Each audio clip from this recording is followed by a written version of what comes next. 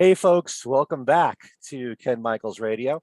Here on my YouTube channel, I like to interview people who are connected in some way with the Beatles, whether they're friends, musicians, artists, authors, podcasters, journalists, and that certainly is the case with my guest this time. You might recall back when I first started doing this channel, he was one of my first guests. And we had him on because he wrote an article on John Lennon's Walls and Bridges album, explaining why he felt that Walls and Bridges was John's best solo album. His name is Eoghan Lyng, and he's written for lots of different publications. He's a freelance writer, a rock journalist. He's written for Record Collector, Newsound Magazine, We Are Cult. Apparently, checking his Facebook page, he had something in Magazine. That's true. Yeah, no, that's true, yeah. Pretty cool. And the Irish Post and D Movies. And we're going to be talking about another solo album, in this case, Extra Texture. Welcome back, Eoghan. So talking about Magazine, Edward, who edits Magazine, asked me would I like to write an essay on the double album of Red Rose Speedway, and that was too good enough. So I'm in there with Luca Perazzi, who wrote a brilliant book on McCartney. Oh, I know. Yeah, I've interviewed Luca, and got to have him back for an interview because I think we just covered the 70s with McCartney at that time. And he's got to update his book too, because he's covered everything from Paul's solo career. Actually, it's all the stuff that Paul wrote or co-wrote, not the songs that he covered. But it's a brilliant book with lots of information about every single song from Paul. But yeah, I'd like to read that article. Is it still up online? It's not online. It's in a physical copy of Magazine. You have to order it. Okay. Yeah. So it's a really good name because it's a magazine. It's about McCartney. Yeah. Just in general, did you like the whole concept of what was presented in the Red Rose Speedway package with it as a double album? And do you think that it worked really well as a double? It's much better as a double album to a single. Like, it breathes much better. You know, the slower ballads like One More Kiss and Single Pigeon, they bring texture to, say, the heavier stuff like that, and some of the stomping rockers or the rendition of The Mess. Yeah, I mean, okay. I think it kind of shows everything on his spectrum of where he was in the 70s. Okay. What was the first song it cut out that you mentioned when you went from Single Pigeon to something heavier? What was the first song you mentioned there? Night Out. It's basically, okay. Yeah. Currently chanting Night Out to, you know, Henry's kind of heavy riff. Yeah. I know all the material and I love it. I think, you know, it's a different experience when you've grown up on all these songs that might have been B-sides and you're familiar with them anyway. Yeah. You know, so you can hear all these songs in your head before it's presented this way, but it definitely has a whole different vibe to it. And it's kind of interesting when I've spoken to Denny Sywell, that he said that Wings chose the material that made the single album because they were more concerned, I think, about the flow of the songs than anything else. And I think that they worked the way that they did. But yeah, so much, McCartney always records so much extra material that's good enough for the album. And it's kind of frustrating when, well, I shouldn't say frustrating, because it's always fun to have B-sides and all this bonus stuff. It gives you more of a reason to buy the singles. And, you know, it feels like a bonus every time you got one new song that way. And so I kind of have some kind of an attachment to those songs as B-sides as they were presented that way. But it is kind of interesting to present it that way as a double album, much like McCartney 2 was going to be a double album. But when McCartney put out his archival box set for McCartney 2, he put out all that other stuff that would have made the double album, but it wasn't presented as a double album. It was just bonus material. So, but it's interesting how he did it with Red Rose Speedway. So it's really, it's interesting. The man has so much creativity, and there's always extra material that don't make his albums. But yeah, and I was surprised. Even sorry, but certain songs like Seaside Woman, really work well as a live song, which you might not think Yeah. if you're used to the studio recording. Yeah. So, what were you going to Yeah, say? I interviewed Denny a few months back when he worked on the album with Perdomo. Fernando, if you're watching, I'm sorry if I mispronounced your name. And they both said that McCartney has this gift. You hear a song 2-3 times and the melody is stuck in your head forever. That's true. That's a very unique gift to have. It's one of the reasons, one of many, why we admire the man. But yeah, so we're going to talk about Extra Texture this time out, which you say is your second favorite George Harrison solo album. But before we do that, since All Things Must Pass just came out as a box set, and we've got a remix of the album and 3 other discs, 2 of demos and 1 of outtakes. What's your impression of the box set? I like it. I mean, it's I'm lucky I reviewed it. It is expensive, there's no doubt about that. But I like the additional materials, including the unreleased songs that had never made the light of day, like Dara Doom. I'm not pronouncing that right, am I? That's right. That's right. Yeah. And the Gopala Krishna. Yeah. Or some songs, or there's some of the songs that he demoed from 1970 that made it onto the 33 and a third album 6 years later. Although I actually prefer the versions that he had in as a younger man when he's 27. I'm not a massive fan of the 33 and a third album. I think he's softening up on the edges.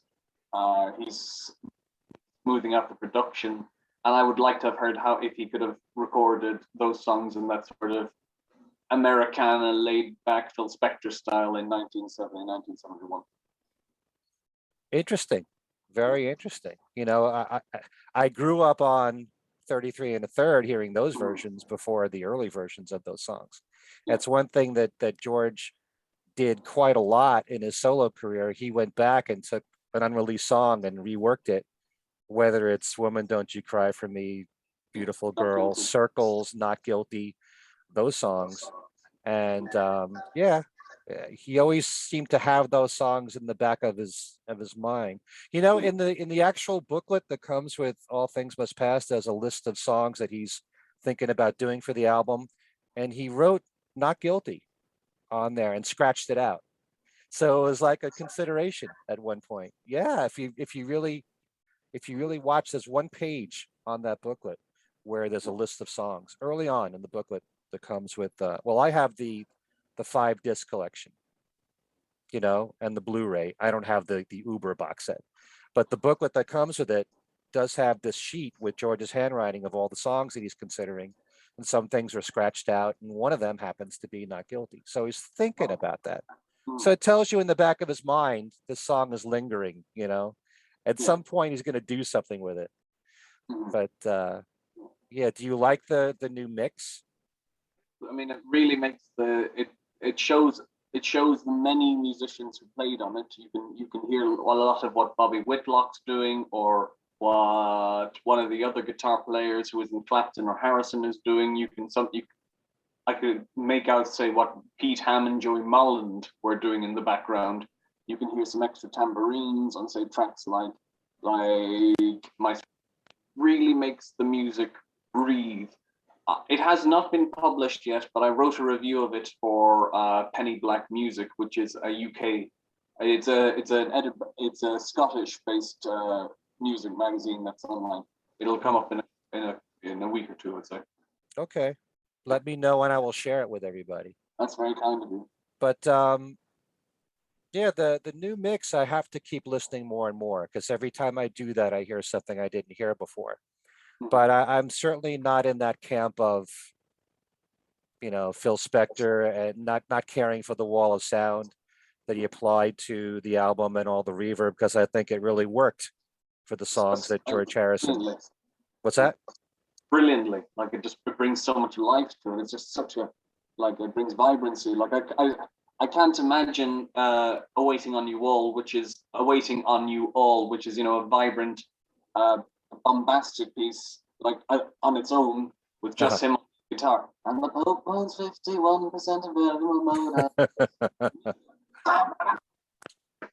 That's a good word to describe bombastic. Oh, Kind of, it is. I It would is say like, like, let it down is bombastic. oh yeah, hear me, Lord. Yeah. It's basically opera. Huh. Okay. Yeah. Very Well, interesting. yeah. Opulence, probably more like opulence. So, but I think it's difficult for me to say. I'll probably always go with the original mix, but every time that I listen to the new mix now, there's always something that I hadn't heard before, like it's either an organ or a harmonium that's on behind that locked door. It's nice to hear that. But I think for some people, their major complaint, or for some people, they prefer this, is that there was an emphasis on bringing George's vocals up, but bringing the wall of sound down at the same time. So like to dampen the sound that way. So I don't want anything taken away from the wall of sound. I want to hear George's vocals clearer, no doubt about it, but I have to listen more. It takes a while to get used to this. And I've got the original mix in my head for 50 years, 15 plus years. You're so used to it one way, and I always loved it that way. Yeah. So George seemed a little cagey about the Spectre mix, and like when he reissued the 30th anniversary edition, right. he seemed to say so much reverb. Mm-hmm. He wanted to take it down a bit. And I think that's what Danny and Paul Hicks tried to do. I think they tried to achieve a balance where you please the fans that wanted less of the Phil Spector influence and more of George's voice, but still had the Phil Spector sound at the same time. So it wouldn't alienate the people that really want the original mix and still please people that wanted some changes made, Like as Ringo once said, if you're gonna you bring in Phil Spector to do what he does, you don't hire Phil Spector to if he's not going to produce. I'm paraphrasing Ringo. Yeah, the problem that I have sometimes with all these remixes is that they're making it for what seems to be appropriate for today. And you don't know if 20 years from now, people might say, well, that original mix was really the best, or maybe this new mix should be changed. So the original mix will always have a place, no matter sure, what. What harm, as we say here in Ireland? I mean, what harm with the new mixes? Yeah, it's just another way of listening, another choice that you have. Okay, so why don't we talk about Extra Texture? And 1975 was the year, his follow-up album from Dark Horse. And you said, as I mentioned before, this is your second favorite Harrison album. I'm guessing behind All Things Must Pass? Yeah, I'll even go one further. Best Harrison album behind All Things Must Pass. Then let's take the subjective out of it. Let's make it an objective fact. Well, why do you feel that way? Because it's such a great return to confidence. There's so much swagger to it. Like this is the man who's quite possibly the most accomplished musician in the Beatles, who's an incredible producer, and this is probably the best designed album of his career. Such an astonishing soundscape. I mean, there's so much little details, incredible saxophones, little synths going on, such vulnerability, such great soaring choruses. It's such a designed album, and we've never had that from George. He's like as much as I rate the Living in the Material World album, it's very stripped back, very sparse. Dark Horse, which I wrote a review for on Culture Sonar to defend it. It's actually on the Dark Horse Wikipedia page. I really rate that, but that is plagued by problems with it sounds very heavy and haggarded, and for those who aren't into slide guitar and really voice like that, it's not a pleasant listen to get to. This, on the other hand, is a cinematic soundscape, but it's George's cinematic, not Phil Spector. it's not the spectrization of, say, All Things Must Pass or a Ding Dong. It's, you know, it's very much pure Harrison. It's very guitar based, very synth based. It's infused with soul, and it's just such a bouncy, buoyant album from a man who's just had a nervous breakdown the year before. I mean, it's incredible. Boy, you and I hear two different things. And don't get me wrong, I love Extra Texture. And as I've said so many times on all my shows, every solo Beatle album from all four of them have worthwhile material on it. When I listen to Extra Texture, it has a very Phil Spector sound to it, as far as I'm concerned. It's just the orchestration, the heaviness, very keyboard heavy throughout the album. Whereas, like you said, Living in the Material World was much more stripped down. So maybe, who knows? If you go by what George was saying shortly before he passed away, that there was too much reverb on All Things Must Pass, maybe he would have preferred All Things Must Pass more like the sound of Living in the Material World was. I agree. So, yeah, whereas also Dark Horse has a real bright sound to it, but it's not a very produced album. It's not very layered. It's more the band that he's working with in each song. And here there's a lot more, an Extra Texture, much more layers to it. You know, more orchestration. You know, it's got a real fullness and spiritual quality on certain songs, just like All Things Must Pass and Living in the Material World. But with the production more closer, I think it's more Phil Spector-ish. You know, and in fact, You comes from the period right after he recorded All Things Must Pass with Phil Spector co-producing, because it was originally for Ronnie Spector. So that has a Phil Spector sound to it, I think. Yeah. Don't you feel? I can see that. I mean, she's sort of, but no, I think it's got that kind of 70s production style that he seemed to spearhead with bands like Badfinger and Jackie Lomax. You know, it's not a big vibrato. It's kind of it's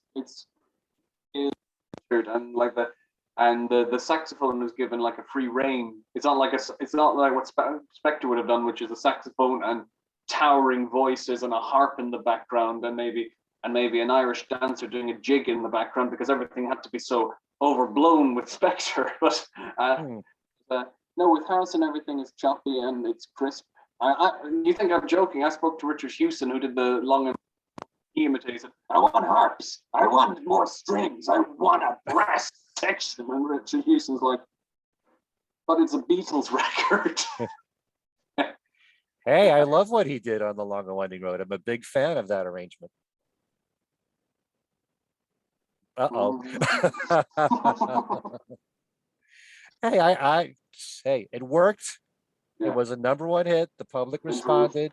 And, you know, you can't get any more affirmation than that. And when people say, well, it was #1 because it was the Beatles, not every song by the Beatles went to #1.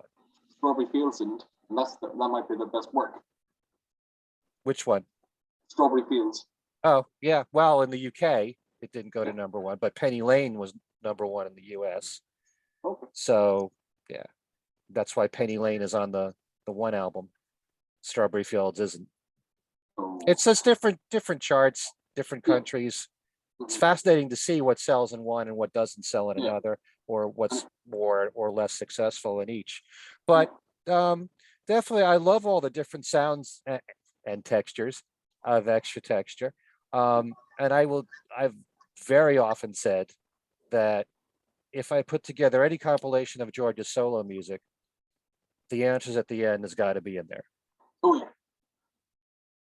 I just think that's one of the best songs, even though, you know, much of the lyrics he took from Sir Frankie Crisp, but it really works. It really works in this song and what he's trying to convey in it.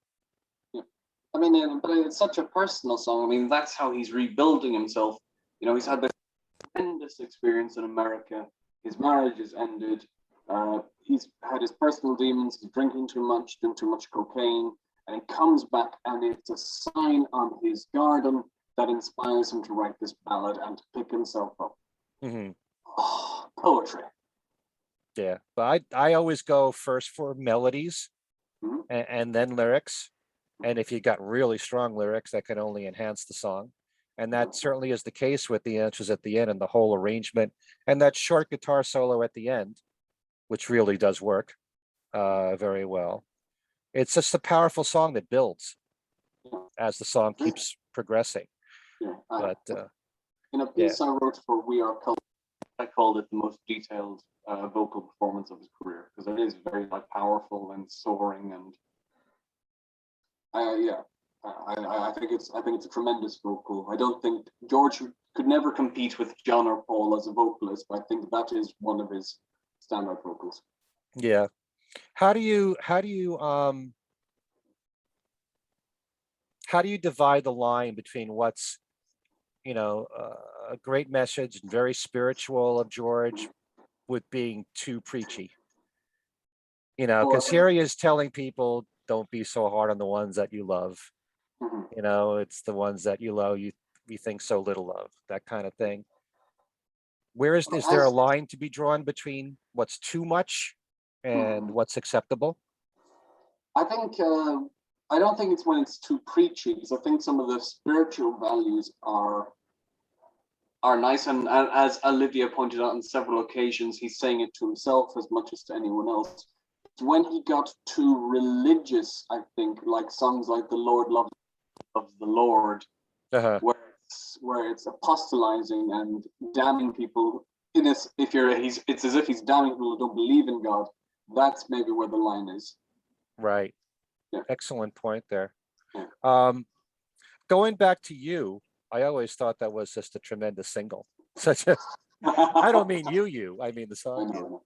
Yeah, but so catchy, uh, and great melody. yeah. The sax in there, like you said, is tremendous. Mhm. And yeah, I just wish that it had been a bigger hit. The only problem I ever had with You is that I kind of wish he worked on the lyrics a little bit more, you know? That's what I love about it, how dreamy it is. Like he's so caught up in the feeling that he doesn't have to sing. So like it's Lennon used that trick a couple of times where he doesn't have to like on I want you she's so heavy. He's barely singing on that because he's just so lost for words in love. Oh, I think he's singing very well. Why do you she's so heavy, Yeah, especially when he's screaming in there. but he's Uh, screaming. He's not he's not trying to make it eloquent or he's not trying to rap it. He's just like ah, doesn't know what to say. oh, okay, Yeah. all right. But Mhm. You, I always thought, man, if that had been on All Things Must Pass and like the follow-up single from What Is Life, would Yeah, have been a big hit, a bigger hit back then. I agree. Uh, Yeah. yeah, There's but no, then there's no, yeah, yeah. there were so many great songs from All Things Must Pass that could have been singles Mhm. after What Is Life. Yeah. I, I think it annoys some people that if George wanted a chance at a career, he shouldn't have waited quite so long until living in the material world. That was kind of the window. Because at the end of Concert for Bangladesh, if he'd recorded another album immediately at that point, he'd have been El Beatle Supremo. Mm. Well, I just think that when you take a look at how busy George Harrison was the last few years of the Beatles, everything leading into All Things Must Pass, Yeah. all the people that he produced for Apple, Mhm. Oh, Billy yeah. Preston, Doris Troy, Jackie Lomax, the Yeah. Radha Krishna Temple, at the same time as being in the Beatles, Yeah. working with them. Um, yeah, and then still writing new music after the Beatle breakup, or what they they thought was the Beatle breakup, whether they were sure of it or not. And then all that leading into All Things Must Pass, and then also working with Badfinger, um, Ravi Shankar, all those Yeah. people. And then the concert for Bangladesh, he probably was exhausted at that Oh, point with everything that he had done, and he needed to take a break. I agree. So it's a shame that between All Things Must Pass and Living in the Material World, for a studio album, it was about 2.5 years. Yeah. And in those days, that didn't happen very often. Almost every No. artist was expected to release an album once a year. Yeah. That's what was Yeah. expected. Yeah. Yeah, these days, I mean, there's 5 years between many artists, and it's not seen as a big deal. Yeah. But those days, the 70s, it's part of why I like the 70s so much, and the 60s is so much more music from these artists. Probably, But yeah. yeah. This guitar, what do you think of that song in particular? Yeah, I like it. Yeah, no, I like it. I like how he's subverting it. I like how he's expressing his anger at scathing reviews, some of which were deeply unfair during the Dark Horse period. They were quite personal and quite damning, and they didn't reflect what he was trying to do, which was it, he felt going to America, people expected him to bring the Beatles show when this was the next stage of his artistic continuum, which was to bring world music. It possibly was naive. That it probably was. I mean, McCartney was much happier to go bring the bass. All right, rock and roll today, and which is what was expected in big American theaters. But it still was unfair of some journalists to accuse him and to talk about and to accost him for something he wasn't bringing rather than value of what he was bringing. So he's using this guitar as his way of subverting both his Beatle image and his fury at the American press. Surprised he didn't ask Clapton in, although there might have been bad feeling because Clapton had just walked off with Patty. Well, that's a difficult subject to talk about. It's so complicated, and I remember George saying, better she was with him than some jerk. Yeah. But yet this is one of your best friends. Yeah. Taking away your wife, although, their marriage had pretty much ended. So I mean, but then there was also George and Maureen Starkey, and George and Ringo still remain good pals, and yeah, it's all a bit strange. It's a mess. But yeah, I love this guitar, although sometimes I don't like when you're kind of relying on a past accomplishment or relying on the Beatles or something you did in the Beatles to gain attention. And yet I love Here Comes the Moon. That didn't bother me at all. It's such a gorgeous song. And yeah, I like this guitar as well. I just sometimes kind of frown on when you're relying on anything that has to do with being a Beatle or what you did in the Beatles. Yeah, I think Ringo's probably the guiltiest of that. And to George's credit, when he was asked in '79, you do to realize there's going to be comparisons between Here Comes the Sun and Moon, and he said, well, I'm surprised nobody in it, and I like the song, so why not? Yeah. Well, I see his point of view. I mean, that they are his songs. Yeah. And at the same time, I'm someone that, in fact, preaches that to me, it's all one catalog anyway, the Beatles and the solo. Yeah. So it would be hypocritical of me to be very critical of using, something from the Beatle past to attract attention on your latest project. So there you go. Ooh Baby, it's definitely a highlight for me on the album. And I know this is one song you really like a lot. Yes, I said it. Did I say in the review it's one of the best post Beatle love songs he's written? Mm-hmm. Yeah. Yes, you did. Yeah. Nothing more to add to that. It's nice and heartfelt. I'm guessing. I think Olivia was on the scene at that point, and he was probably right. He was beginning to write about her. Mm-hmm. Even if it wasn't, a disquiet expression of great devotion to the woman he was going to marry. It's, I like this woman, and my life's getting a bit better after what had been a pretty shitty year for him. Mm-hmm. Okay. What I've noticed, and I might have brought this up before with you, I'm not sure, but that George's music, one of the progressions that I saw in him is when some of his music got more light and jazzy, like in Far East Man, for example. And to me, Ooh Baby is more like a continuation of that. It's a tribute to Smokey Robinson, and it certainly is extremely soulful, and I can hear Smokey sing it, but I love that real light jazzy feel that George brought to some of his music, just like with Pure Smokey. Yeah, no, I agree. I need to be better versed in Smokey Robinson because I know of his work, and of course the Beatles were much of his work, of his own. But I'm not as au fait as you are in Smokey Robinson, and I need to listen to more of it. Yeah, he's one of the greatest singers ever. Mhm. You know, what a perfect voice and an incredible range and Yeah. smooth vocals, you know, Yeah. seemingly effortless. And even to this day, when I've seen him in concert, still sounds great. That's He's great. got to be what, 80 years old or somewhere in that category. But yeah, Ooh Baby's a great song. World of Stone. What do you think? Yeah, this one's fine. It's better in theory. This one has some technical problems to it that I find that I don't quite enjoy as much. Uh, What kind? I find the strident piano a bit too heavy-handed. Handed. I do like the lyric quite a bit. I think it's a very. It's. Yeah, this is the World of Stone is the one bum note. It could have been done a little better. It's a little the production's a tiny bit too twee for me. Hmm. Yeah. What do you think? I think it has a real gospel feel to it Okay. with that intro on the keyboards. Um, Gospel and spiritual. You know, it's saying something like we all have a right to be in this world. Yeah.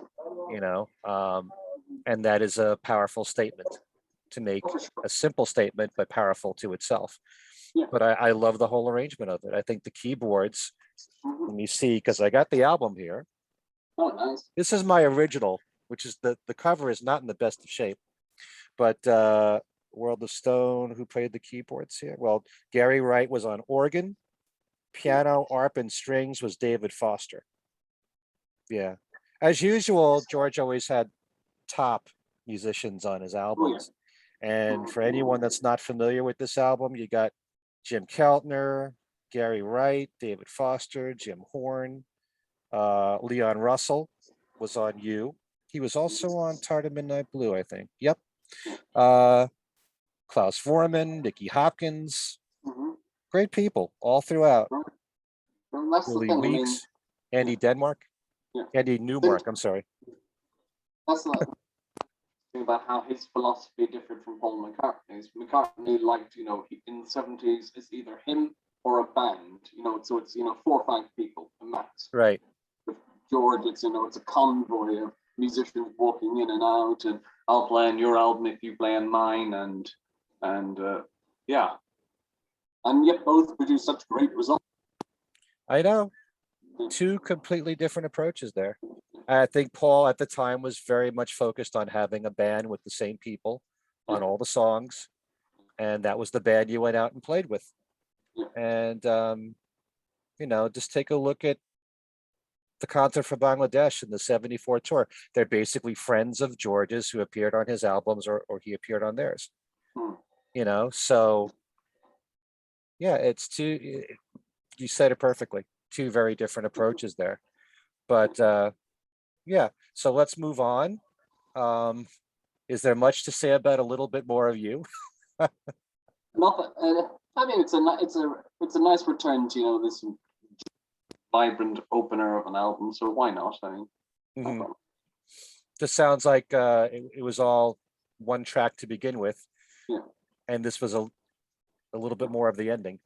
I'm going to drop something slightly controversial. I don't think there needed to be 2 versions of "Isn't It a Pity" because I don't really think the second one really added anything much. But I like this kind of like brief instrumental snippet and vignette. It reminds me of what Monty Python were doing on their TV show. And at this point, Harrison is getting friendlier and friendlier with Eric Idle and Michael Palin. So probably their influence was probably slipping into his work. Never thought about it that way. But, I've said the same thing about "Isn't It a Pity?" I mean, it's the only criticism I've ever made about All Things Must Pass is that why did you have to have 2 versions of "Isn't It a Pity?" Especially when you hear the other songs that George was working on, especially on the second disc of demos, what he presented to Phil Spector, what became the Beware of Apco bootleg, and now it's on the box set. And then I love um what's the song? I Live for You. Oh God, yeah. And I know George, I think he wasn't very comfortable with that song. It wasn't finished enough at the time. He finished it up for the 2001 remaster, but I would much rather have had I Live for You in there, or some of these other songs like Cosmic Empire Yeah. or Mother Divine, or some of these other. He needed to work on those songs too. Yeah. But still, there probably are a lot of people who love that other version of Isn't It a Pity because it's more bare. It's Yeah. not as fully produced. Yeah. I wonder if it's. I listened to Robert Rodriguez, and he made the point on one of the shows on something about the Beatles that the first "Isn't It a Pity" might have been a dig at Paul, because there's a lot of nah nah. This is a way of so maybe the second time was another dig at Paul because Paul insisted on the reprise on the Sgt. Pepper album. So there might have been a bit of knifing going on there.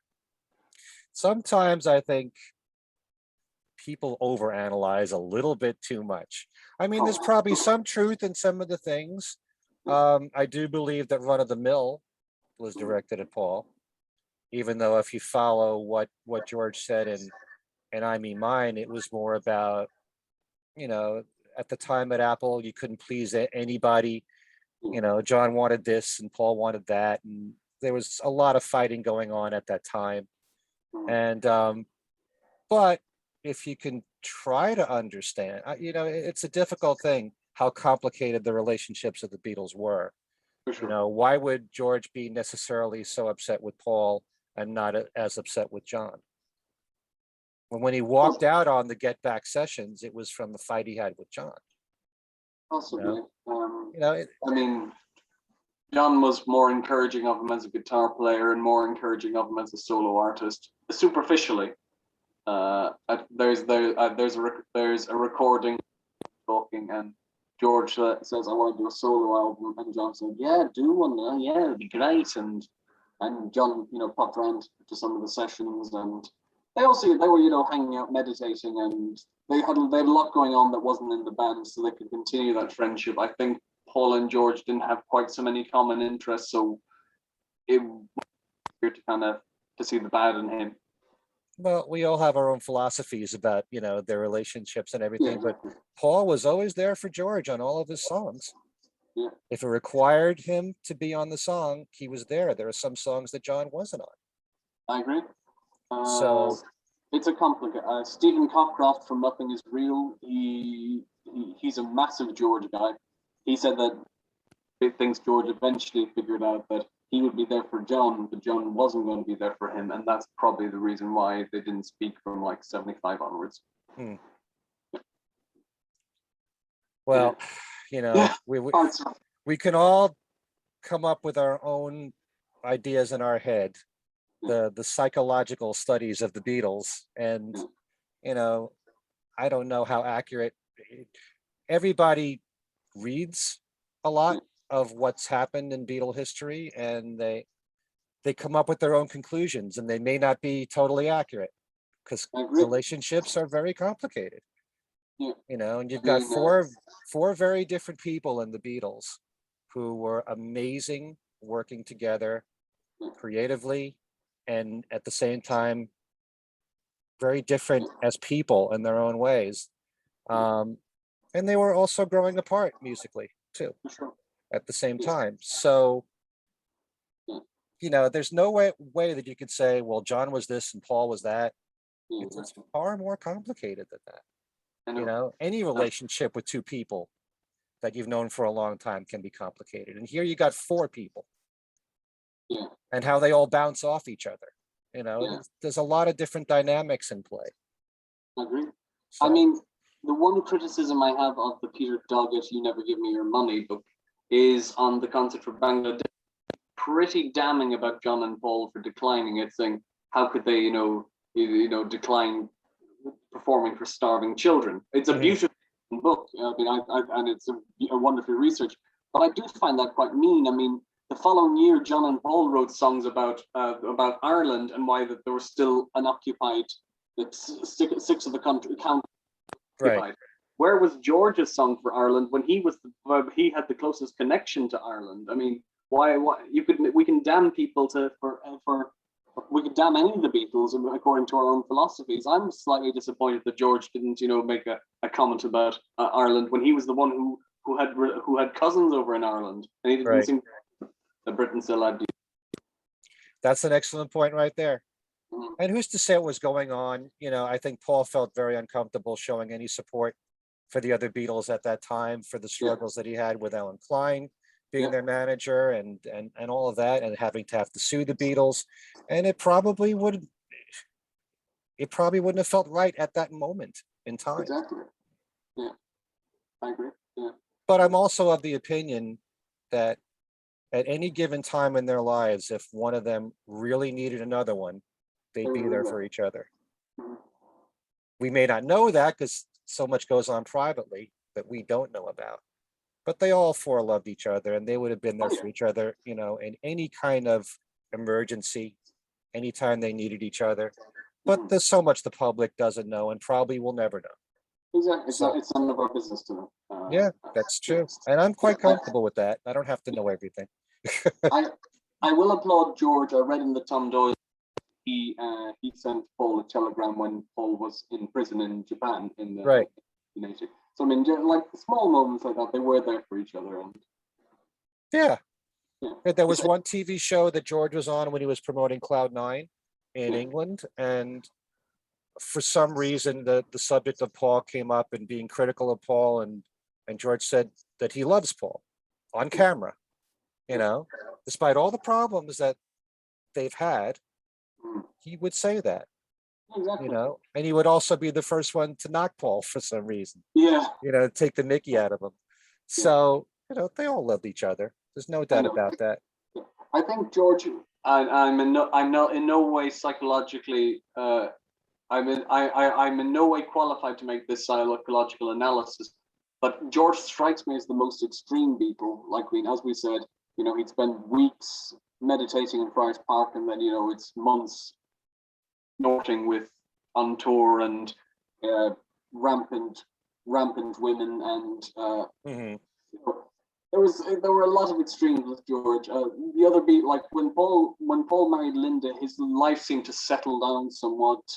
Ringo obviously had his illness with alcohol, and John seemed to, from 75, wanted to public life and seemed to go for a more sedate style that was uncommon for rock stars. Whereas with George, George seemed to divide himself with those two imbalances for the rest of his life.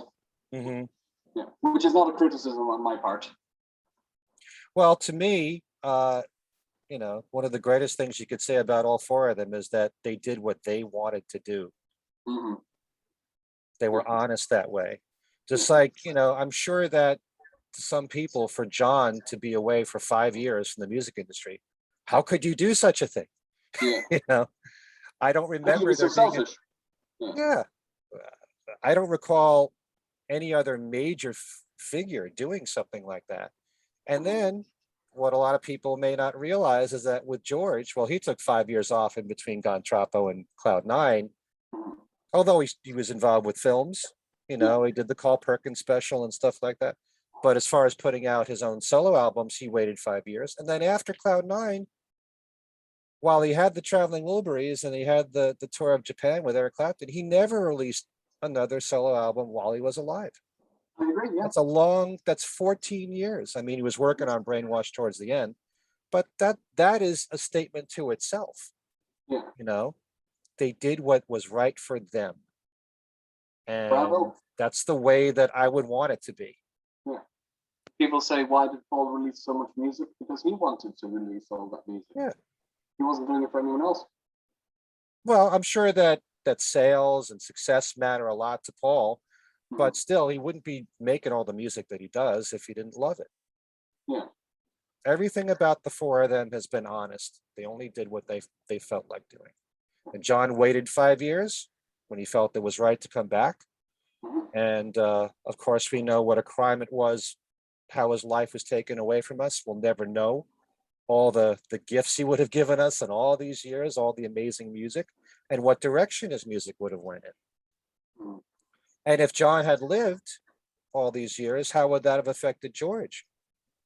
Did John being assassinated affect George's life to the degree where he wanted to stay away from the public eye? Possibly. You know, we don't know. So anyway, back to extra texture. So easy to just go off on a tangent there. Yeah. But Tired of Midnight Blue. Your thoughts about that one? This is fantastic. This is very much soul Motown genre. I like the ambience. I think he sings it very well. It's a bit tighter than some of the other songs of the album. It doesn't have quite, the cinematic sound to it. I think it's quite a nice track. Yeah, my favorite part is after he's singing Tired of Midnight Blue, and then you got those piano changes, whatever was played there. See who played on that. Was that David Foster? Actually, no, Tired of Midnight Blue was Leon Russell. Beautiful playing there on that song. They did a lot of good work together, Leon and George. Leon played the piano part on Day After Day. I interviewed Joey, and he said that George said, "Can I play?" And Joey was like, "Take my guitar." You interviewed who? I didn't catch that. Joey Molland. Oh, okay, yeah. Oh, it's on Badfinger. Yeah, I interviewed him too. It's my first interview on my channel here. Oh, cool. Great guy. Yeah. And then imagine being at Apple, and Badfinger should have had a lot more success than they did. But to have help from Paul in writing "Come and Get It," and then all the work with George. Yeah. I kind of wish that at the concert for Bangladesh, if Badfinger had gotten the songs, that would have been nice. Maybe, but they were a bit too. It was too soon for them, I suppose. They only had. Well, they had a few hits at that time with "Come and Get It," and "No Matter What." I don't know how those songs would have worked in that for that cause, but but it's it would have been interesting. It definitely would. Looking back at 50 years from the concert for Bangladesh, it's such a miracle that it was pulled off as quickly as it was, and how great it was that Dylan showed up at the last minute.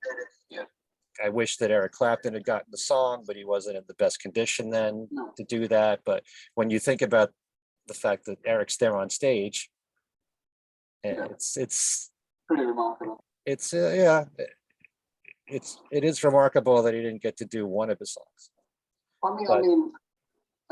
He's still. He's there as a guitar player. Clapton is a bit like Phil Collins. He'll happily do his stuff, and then he'll happily play guitar or play drums. He still does for other people. Right. Yeah. And at that point, Eric had already had, his first solo album, plus, the success he had with Cream and Blind Faith and Derek and the Dominoes. Yeah. So would have been nice for one song, but then I'm just so grateful that it happened in the first place. Yeah. But Tired of Midnight Blue, I've always liked. It's very soulful to me. So much of this album is. Oh yeah. I think that's how I ended the review. He found something that wasn't religion; it was soul and how. Mm-hmm. Yeah. Yeah, that's one of the things I find fascinating with George's solo music. Whatever changes he made with it through the years, and albums are produced differently, and you have your own preferences when it comes to production. Yeah, Gray Cloudy Lies. What about that song? I think it's a wonderful piece. It's a very clever metaphor, bringing the weather in with eyes. I'm just going to check the lyrics, so I don't want to misquote it. We had forgotten about "Can't Stop Thinking About You." Oh, that's gorgeous, isn't it? That's one of the ones you said is one of his best love songs. Yeah, I mean, I mean, it just shows the passion and like that first flux of love, or and the first moment when someone has entered into your life, they've just entered in. You just can't stop thinking about them. Yeah, Grey Cloudy Lies has the great opening verse. And I thought to close my mouth with a padlock on the night, leave the battlefield behind, stay out the fight, not lose my sight. That kind of shows, how how eager he was to leave the world behind him. Mm-hmm. Yeah. Yeah, no, it's rated George as a lyricist. He may have been the strongest lyricist in the Beatles. He didn't have quite the same ear for melody as the other two did, but he always was a bit sharper with his metaphors and a bit. He was always a bit better, well thought out with his aphorisms. To give you a point of reference, my favorite George Beatles, "Without You," which is very very laid out in terms of its lyrics. Yeah. Very interesting. John, Paul, and George are great lyricists in their own way. They're all different, and I wouldn't want them any other way. Probably. But yeah, to me, the marriage of melody and lyrics, it has such an effect on how people respond to this music. And for some people, lyrics are just as important as melody. For me, it's always been melody first. But when you're saying something and George's stuff to me is Paul can be personal when he wants to. John is almost always personal. But what George says seems to have more meaning for me. It's a combination of what's important to him in his life and also his spirituality. There's a more worldliness in the lyrics of what George expresses in his songs. So I think it's something that a lot of people can relate to, and this is not a criticism of John. I know that some people have said so much of what John wrote about in his solo career was about Yoko, and it might not be something they can relate to. Well, if it's about a relationship, if it's about a struggle in a relationship, I think we all can relate to that. But with George, it's a combination of a lot of different things. A lot of his songs can be interpreted as spiritual songs, and some of them could be about a relationship with a woman at the same time. I think it works on more than one level. But when he's being spiritual and philosophical about life, I love his thoughts that he puts down in his lyrics. And it's something I think we can all relate to, or many of us can. And Grey Cloudy Lies is a lot like that. But again, keyboard heavy. And I love keyboard. That's one of the important traits of this album is it's very keyboard heavy. And they work for these songs. And especially when you've got this, it's almost like a funeral feel to it. In Grey Cloudy Lies, it brings spirituality, it brings like a gospel tone to it, and I love that. Like I said earlier, it's very much Harrison returning as an arranger and as a producer, whereas 2 albums were him as a singer-songwriter. So that's what I like about it. It's a musician's record, perhaps more so than a singer-songwriter record. It's not quite as aphorism heavy. It's more what's going on around the messages. So you like George better when it's more fully produced? When you prefer something like this over a more bare, I don't want to say bare, but I mean Dark Horse and Living in the Material World are less produced albums. Yeah, I mean, obviously that's personal tastes, but I think that was George's great gift. I mean, I think George himself recognized he wasn't a Bob Dylan or even a John Lennon standard of songwriter, but what both of them was as a musician, and his ear for melody, his ear for arrangements, his ear for great chords. So I think that was his tremendous gift. Paul might have been the most versatile musician, but I think George was the most accomplished musician in the Beatles. Okay. All right. His name is Legs. Yeah. What about that? That Oh, song. it's fantastic. This is, this is like, this goes to great lengths to show that George wasn't the dour Beatle. This is a guy who's happy to have a comedy. Brings on the drummer from the Bonzo Dog Doo Dah band. I don't know how big the Bonzos were in America, but they were huge in Britain. Not big. Not Okay. big here. Neil Innes, who was the chief songwriter, later formed the Ruffles in 78 with Eric Idle spearheaded the idea with the script, but Neil Innes formed the band and wrote the songs for that. Sure. I saw Neil Innes when I lived in Glasgow in 2018. I spoke to him briefly after the gig.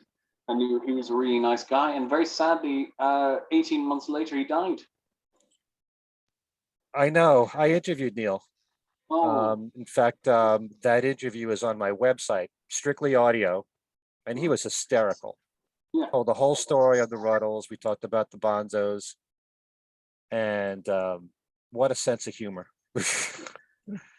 Just a brilliant man overall, and I would highly recommend for you and to all my viewers to listen to that interview. It's really funny. Yeah, no.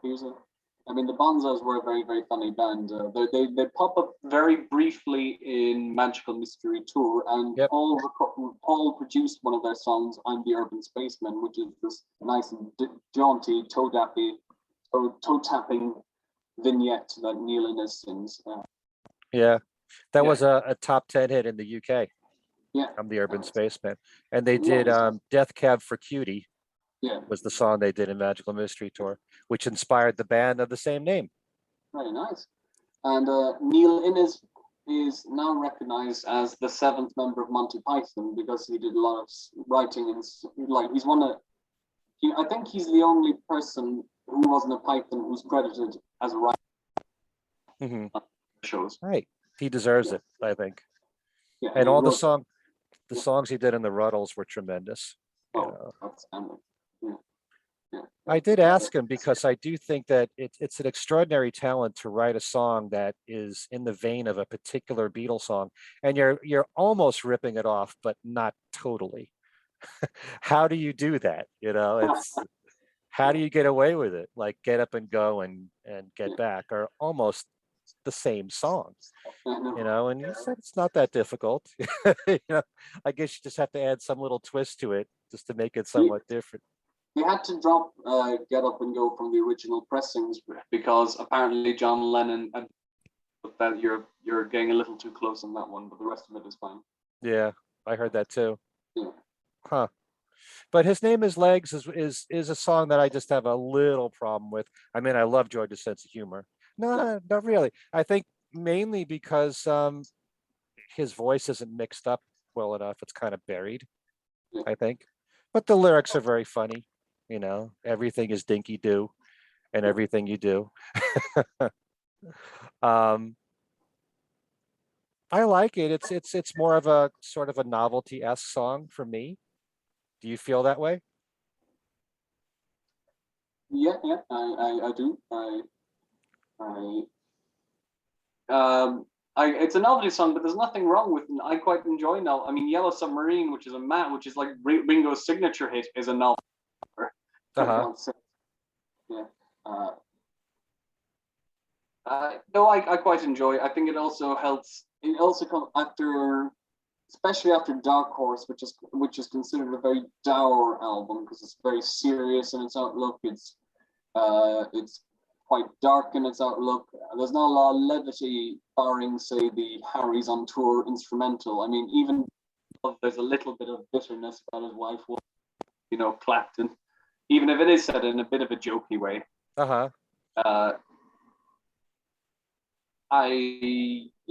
think it's. I quite like the whimsical side to it. I think it's nice to end something on a jolly good laugh. Okay, well, I would never think of Dark Horse as a dour album, aside from Bye Bye Love and what George added to it. But I mean, Ding Dong is a festive song, and Dark Horse itself I thought was tremendous song. from George, and the acoustic guitar work he does on it, the arrangement of it, and well, So Sad is a sad song, but I love the whole arrangement. You got Maya Love on there. You got Not Sexy Side, Simply Shady is a fairly angry song. yeah, that's true. Yeah, it's a combination of a few things. I wouldn't say it's mainly dour or sad. And I love It Is He, Jai Shri Krishna. That's a favorite of mine. I love chant songs like that. It's like more of My Sweet Lord in a way, you know. But so after Extra Texture, you didn't go for what you consider to be slick production from George, like with 33 and a third? I find 33 and a third just a bit too soft. I should probably say right now, I'm actually writing a book for Sonic Bond about called George in the 70s. All right. Look at, yeah, I'm gonna say in the book that I think 33 and a third is his weakest album of the 70s. And that's gonna raise some eyebrows. It's just a bit stale and a bit bland for me. It doesn't have the same grit as the other albums. It doesn't feel as Hey, we all have different sets of ears and we all hear different things. And that's what's fascinating, is to hear different points of view. But, like I have a colleague, Kid O'Toole, and 33 and a third is one of her favorite George Harrison albums. And I consider that and the George Harrison album from 79 to be two of his finest albums. So, huh? I do like George Harrison, which is very much him presenting himself as a dad. It's like the next stage of his life as well as his career. I never went into that album thinking that, even though it happened right after Danny was born. But yeah, so I always find something to enjoy in all the solo albums, and I can praise any solo album that you like. If we talked about Gontrapa right now, I'd tell you everything that I love about it. And there'll always be those people who prefer the more commercial George, like All Things Must Pass and Cloud Nine. But I like the fact that you have so many different sides of George. There are times when he's extremely funny, like in Crackerbox Palace or this song. There you see his sense of humor, on 33 and a third. And then there's the very serious side of him and the very preachy side. And there's a lot of variety in George's music, which is part of why I love him, one of the many reasons. But just the fact that he's done a lot of different genres, country music, folk music. He loves a lot of the standards, pre-rock and roll, Hoagie Carmichael, or Between the Devil and the Deep Blue Sea, and those songs, and the rockabilly music that he loves so much. There's a lot of different sides of George to explore. But even what you might consider to be the weakest solo album has got a lot of good stuff on it. So, and I do in a way think that George's catalog, the solo catalog, was consistently strong. I agree. Yeah, I think he probably had a better average than John or Paul did. I mean, I don't think he hit quite as many lows as they did. How many lows did John have? 9 games. That's probably the worst solo album of the lot. I know. I'm sorry. Okay, fine.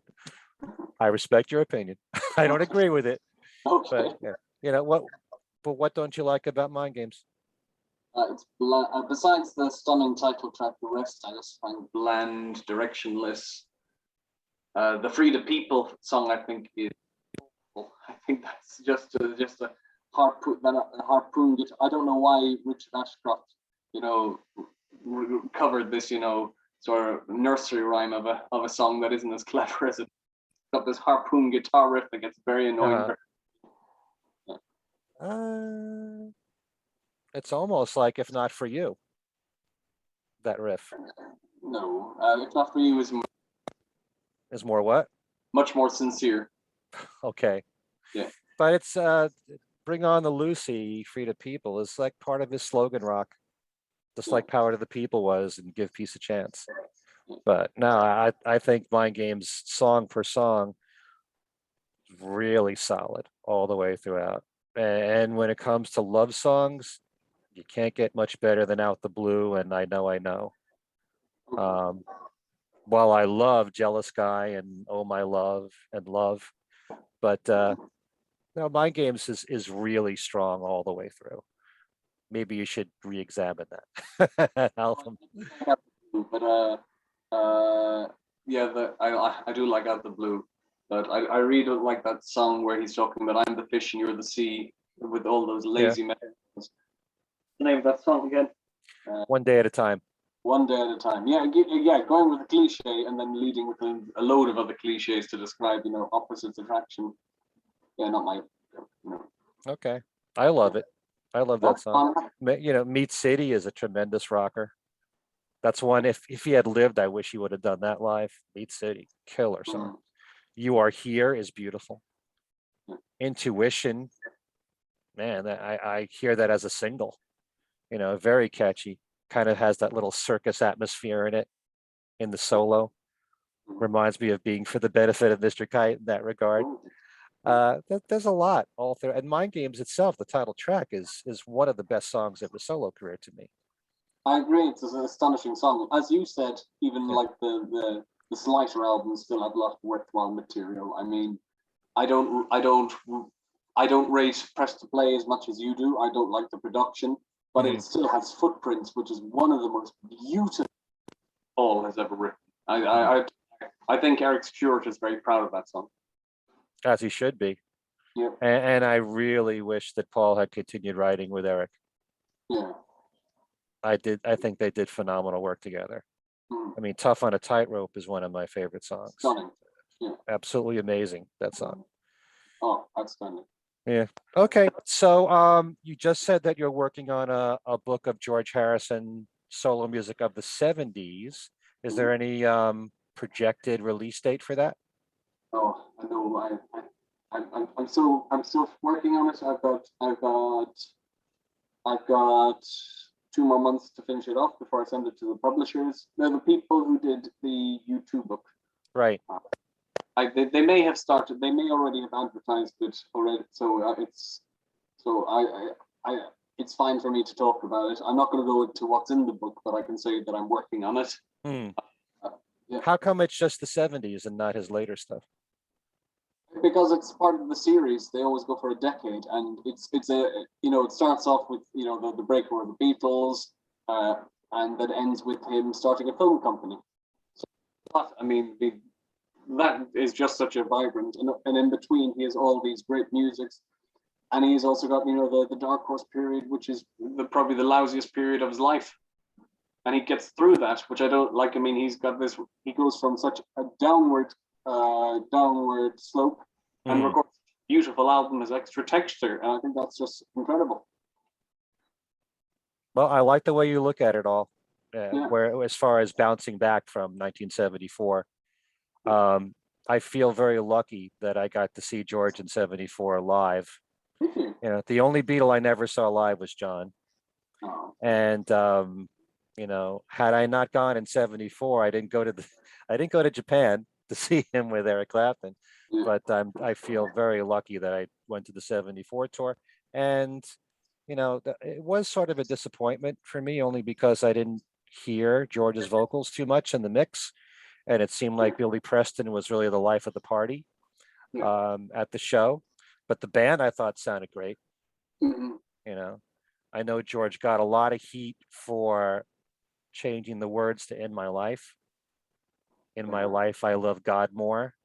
To a lot of people, that's sacrilege. Yes, I know. Yeah, and I'm sure there are a lot of people who wish he did more Beatles songs too. But I'm thrilled that I got to go, and I love the material that he did. Wish he did more solo music, but at least I can say that I saw him in 74.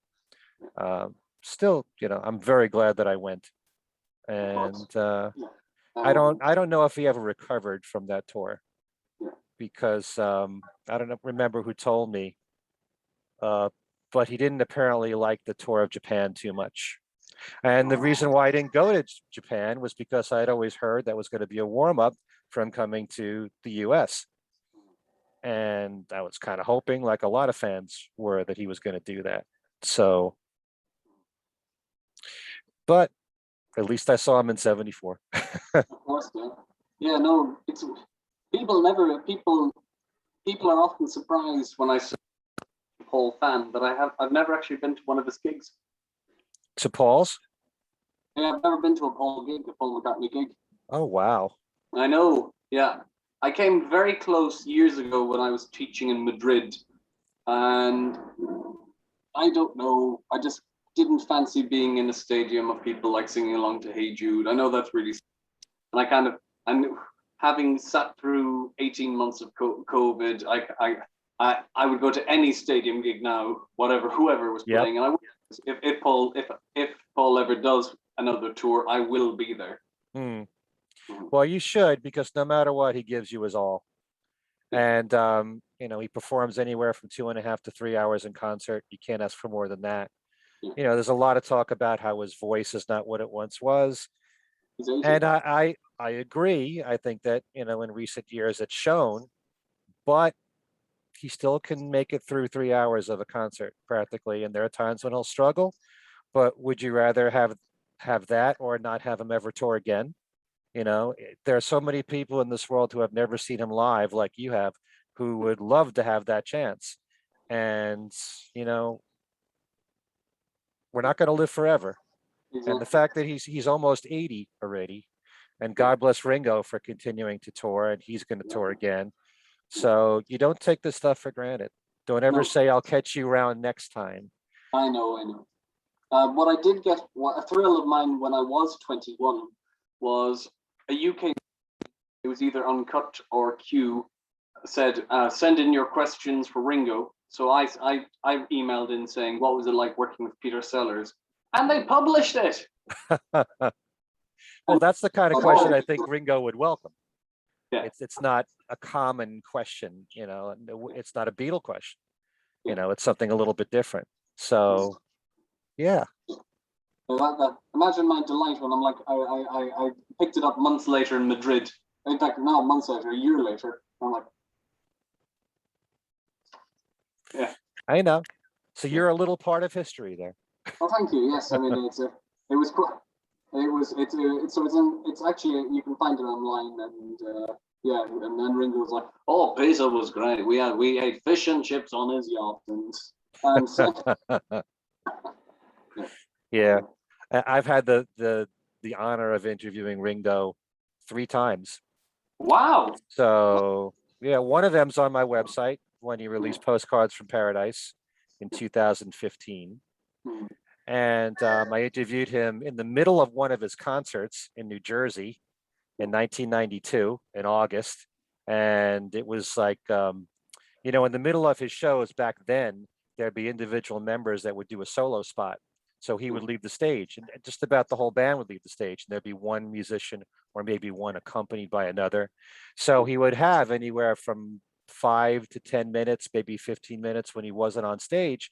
And so I interviewed him backstage. Wow. Yeah. And I also interviewed him when the Why Not album was released with a podcast show that I was doing at the time, Fab Forum. All of us interviewed him with some other media people all at once. So yeah, it's been a thrill to interview him. I sure would love to interview Paul. And my in 2020, in late January 2020, I just arrived. And Rogue and Pete Best were in Dublin, and I put in a request to interview them. So I did a face-to-face with Pete. What was more remarkable was a month later that would not have been possible because the world locked down. That's great, and I'm hoping that Pete will stay active and keep performing. Because when he does come around, it's basically a lot of what the early Beatles stuff did, or when he was in the Beatles, and he'll usually have another drummer with him.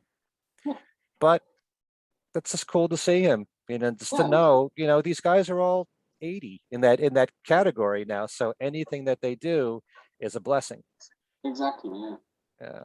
And Yeah. one time he actually performed, I didn't go to this, but there is a town in New York called Liverpool and upstate New York, but he played there, I'm sure because of the town itself. There's got to be a lot of other Liverpools in the world, I would think. But I've seen him many times in concert. He's great. Really nice guy. Oh yeah, Hmm. lovely, lovely man. And yeah, I think he was a fine. He was a fine live drummer. Just his, I don't think his drumming translated to the studio. Well, it's kind of hard for me to picture him doing all the inventive stuff that Ringo did. We'll never Yeah, know, yeah, but as the Beatles music became more and more complex, yeah. I don't know how much Pete's drumming would have changed. It's unfair to say because we'll never know. Exactly. Yeah. It depends what your surroundings are and who you're working with, and would that stimulate you to be even more creative? But Yeah. for what he was doing at the time, it worked for the Beatles. And for I those agree. 2 years, Yeah. he was their drummer in Hamburg, Yeah. when they needed him. Mm-hmm. So he fulfilled the role. Unfortunately, they didn't keep him, but we're very fortunate that they took Ringo, and he was like Exactly. the last piece of the puzzle there for the group. Of course, you had to have George Martin and you had to have Brian Epstein in the mix, or else I don't know if we'd be talking about them today without all that Of course. happening. Hmm. But Pete.